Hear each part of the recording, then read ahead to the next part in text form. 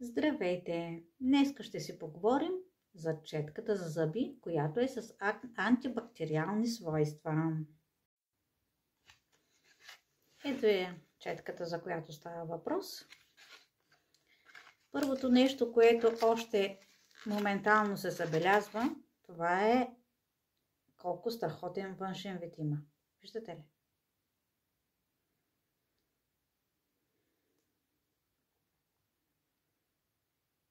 Не знам дали се вижда добре. Вижте.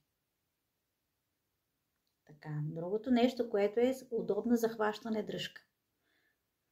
И най-важното нещо, което е материалите, от които е направена. Направена е от некаучуков материал, без химикали.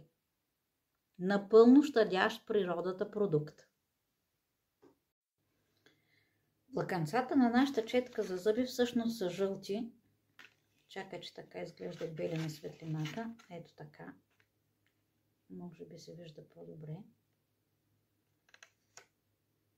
Да.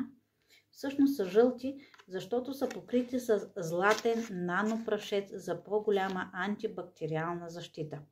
Какво значи това? Сега ще ви дам пример. Знаете ли защо на времето нашите крале са обичали да ядат в златни съдове? Ами не само за да покажат своето величие, а защото всъщност са познавали антибактериалните свойства на златото. Знаете ли, например, че ако се разбъркате чая с златна лъжичка, тя събира всичките свободни радикали като магнит. Предполагам, знаете, че свободните радикали са основният дестабилизатор на нашата клетка. И разрушаването на нашите клетки може да има лоши последствия за нашия организъм. Ето така, златният прашец от нашата четка събира свободните радикали на нашите венци и ги заздравява.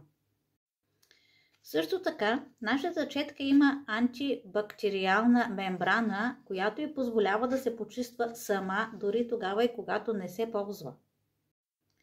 Напълно антибактериална четка с съвсем тънки влакна. 0,18 мм. Защо споменавам това? Защото това трябва да ви говори, че лесно влизат в междузъбното пространство, за да почистят.